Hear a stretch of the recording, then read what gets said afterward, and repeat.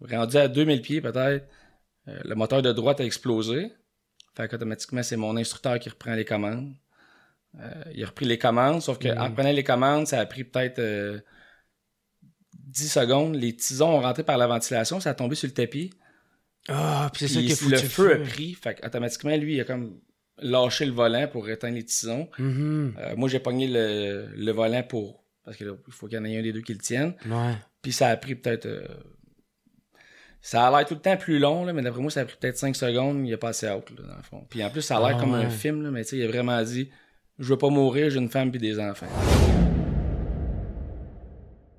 Tu voulais devenir pilote d'avion, puis tu étais en train d'apprendre à piloter, puis il te restait à peine, genre 3 heures pour tomber professionnel. Exactement. C'est ça, j'ai compris. Ouais, dans le fond, tu sais, j'avais ma licence privée, fait que tu sais, pour chauffer toute seule, amener du monde, mais je pouvais pas être payé, je pouvais pas travailler, tu sais, je n'avais pas ma licence commerciale. Licence commerciale, ça prend un examen écrit, un examen en vol de pratique, puis ça prend 200 heures de vol. Tu sais, un coup que tu as atteint le premier des 3, tu as 1 an pour faire les 2 autres. Moi, j'avais déjà mes 2 examens, tu sais, écrit puis en vol.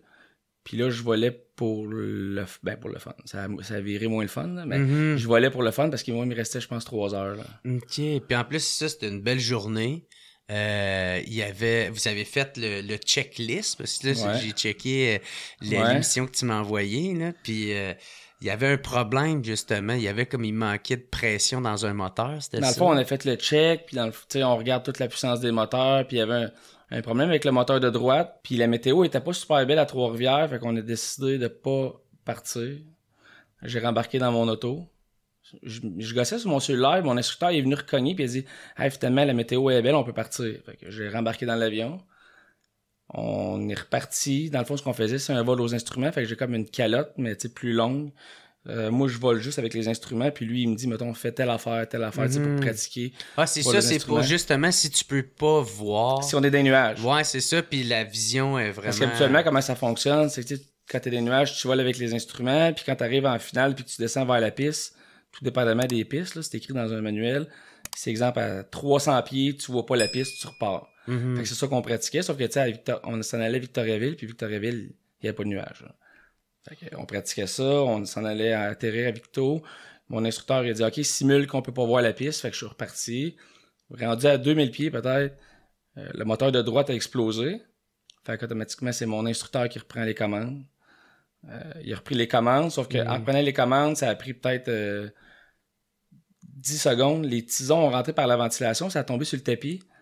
Ah, puis c'est ça qu'il faut le feu a pris, fait qu'automatiquement, lui, il a comme lâché le volant pour éteindre les tisons. Moi, j'ai pogné le volant parce qu'il faut qu'il y en ait un des deux qui le tienne. Ouais. Puis ça a pris peut-être... ça a l'air tout le temps plus long, là, mais d'après moi, ça a pris peut-être 5 secondes. Il a passé out, là, dans le fond. Puis en plus, ça a l'air comme un film, là, mais tu sais, il a vraiment dit « Je veux pas mourir, j'ai une femme puis des enfants. » Ah ouais. Fait que là, je fais « là, je suis tout seul. » Puis tu sais, j'avais 200 heures, mais 200 heures, c'est pas tant que ça là, pour atterrir avec la boucane dans le cockpit. Là. Fait que, puis je pouvais pas atterrir sur la piste parce qu'il y a des hangars sur le côté, je voyais rien avant. Fait qu'il y avait une chance sur 2 que je rentre dans un bâtisse. Fait que j'ai coupé vers un champ. Mais c'est ça, parce que dans le cockpit, c'était rempli de boucanes. Lui, dans le fond, le feu était de son côté. Ouais. Le feu était pas immense, mais c'est la boucane. Moi, je voyais absolument rien. Parce que la boucane du moteur rentrait par la ventilation, fait que ça faisait que le moteur était, le cockpit était plein de boucanes. Fait que moi, j'avais ouvert une petite fenêtre sur le côté. Là. Pour essayer de te faire entrer de l'air. Ouais, c'est ça, puis c'est la seule place que je pouvais voir. Parce qu'en faisant ça, je voyais dehors.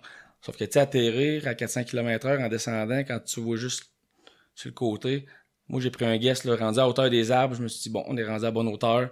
J'ai tiré sur le manche pour atterrir. On était chanceux. Ça a touché à terre, sauf qu'en touchant à terre, on a glissé, puis l'aile a touché à terre, ce qui a fait virer l'avion à l'envers. Ah, OK. Moi, j'avais pensé qu'elle avait fait comme un Q&A, là, tu sais. Ouais. Non, c'est vraiment... ce que je me suis fait dire là, par le BST, c'est que ça a glissé, l'aile a touché à terre, puis ça a fait flipper l'avion. Là, j'ai commencé à capoter un petit peu plus, parce que moi, dans ma tête, je me disais, le feu est dans l'avion. Puis la porte est de son bord à lui. Ouais. Puis lui, il bouge pas, là. Et là, je me disais, il est mort. Il y a de la boucane, je peux pas sortir. Fait que, puis moi, je pissais le sang, là, parce que, tu sais, je me suis comme, c'était pas gros. En plus, je me suis juste coupé les 2 côtés de la tête avec le volant. OK. Parce que le volant fait comme un U, ça m'a tapé dans le front. Fait que là, je savais pas comment j'étais. J'ai essayé de le réveiller, il n'y avait rien à faire. Lui, pendant le vol, il avait essayé d'ouvrir la porte pour faire sortir la boucane. Fait que quand il l'avait relâché, elle avait pas clippé. Fait que j'ai juste poussé la porte de son bar, j'ai réussi à le semi-réveiller. Je l'ai détaché, fait que là, c'était t'as catché qu'il était vivant. Ouais, là, mais tu sais, il criait, là, il comprenait pas ce qui se passait, là, parce que lui, il se souvient de pas grand-chose. Je l'ai poussé dehors, puis là, moi, j'étais plus capable de sortir, parce que mon bain a avancé, puis mon volant était ici, fait que, tu sais, à ce temps-là, je savais pas que je sentais pas mes jambes. Sauf que mes jambes étaient prises en dessous du volant, fait que moi, je suis resté dans l'avion comme 1h10 peut-être, là. Mais, tu sais, à un moment donné, la boucane s'est dissipée, fait que j'ai fait, bon... T'sais, au moins, il n'y a pas le feu, mais moi, j'étais flippé à l'envers. À l'envers, pendant 1h10, à un moment donné, tu fais le pas bien. Ben ouais, puis après un crash, tabarnak. Mais c'est que comment ça s'est passé, de qu'est-ce que j'en ai compris, c'est que au début, c'était juste dans le moteur qu'il y avait de la boucane, tu sais, qui a fini un petit peu par rentrer, mais que ça semblait quand même sous contrôle, parce que l'autre, il tenait quand même le volant et tout ça. Mais c'est que, c'est ça, à un moment donné, quand ça a fini par rentrer, c'est là que là, on voyait plus. Ben, c'est normalement un feu moteur, là, même... Tu sais, quand t'as deux moteurs, quand t'as un feu moteur, tu coupes les gaz, tu coupes l'alimentation, le feu arrête. On aurait même pu, normalement, revenir à Trois-Rivières avec un moteur, là, ça dérange pas. Les gros avions, c'est ça aussi, là. Sauf que les gros avions, ils ont quelque chose qui éteint le feu, puis tout, c'est un petit peu plus... high-tech. Ouais, c'est ça. Sauf que là, nous autres, c'est ça. C'est quand que ça rentre dans le cockpit. Tu sais, je pense que c'est la deuxième affaire la plus dangereuse. C'est sûr que si l'aile à casse, c'est ça le plus dangereux. Mais le deuxième, c'est le feu dans le cockpit parce que tu vois absolument rien, tu vois pas où tu t'en vas. Tu sais, j'étais chanceux d'atterrir puis de toucher à terre parce que si je tirais un petit peu trop de bonheur, on repartait dans les airs puis là, c'était fini. Puis si je tirais un peu trop tard, ben, ça piquait trop du nez. Parce que, tu sais, moi, je poussais sur le manche au maximum. Fait qu'on arrivait vite, là. Fait que, oublie ça, là. Tu sais, si on piquait du nez dans le champ, c'était fini. Puis, tu sais, de ce qui est arrivé, en fait, de ce que j'ai compris, je vais essayer de l'expliquer comme il faut, là. Mais le moteur a été envoyé aux États-Unis. Ils ont réparé le piston, mais selon les règlements, le piston n'a pas le droit d'être soudé quand il est craqué de plus que tant de pouces. Ils l'ont soudé quand même. Ils l'ont reflippé à Trois-Rivières. Trois-Rivières, ils l'ont mis dans l'avion. Normalement, le chef mécanicien embarque dans l'avion avec un pilote, fait les checks, voir si tout est correct. Ils l'ont pas fait. Fait que nous autres, quand on est arrivés, on le savait pas, on a embarqué dans l'avion. Et c'est pour ça qu'on est décollé, puis 12 minutes après, le piston, il rééclatait. Là. Ah, OK. Fait que c'est pas une erreur, c'est pas de notre faute. Là, normalement, le piston aurait dû être changé. Il a pas été changé, fait que ça fait... Là, vous avez pas voulu les amener en cours? On l'a fait. Ah ouais? Mais ça a été long. Okay. Parce que on pouvait pas perdre. Là. Normalement, c'était impossible. Stéphane, lui, mon instructeur, je sais pas qu'est-ce que ça a donné de son côté. Je suis pas trop au courant parce que lui, ses dommages sont un petit peu moins gros que les miens. Moi, j'ai réussi, j'ai gagné, sauf que ça a pris comme 4 ans et demi, 5 ans, puis je te dirais que cette période-là était plus difficile moralement que l'accident. T'as te battre en cours en même temps d'avoir à la réhabilitation à faire. Puis c'est le fait que moi, il fallait que je rembourse mon cours qui coûte 80 000. Là, je travaillais plus. Il fallait que je continue à le rembourser. J'avais plus une scène.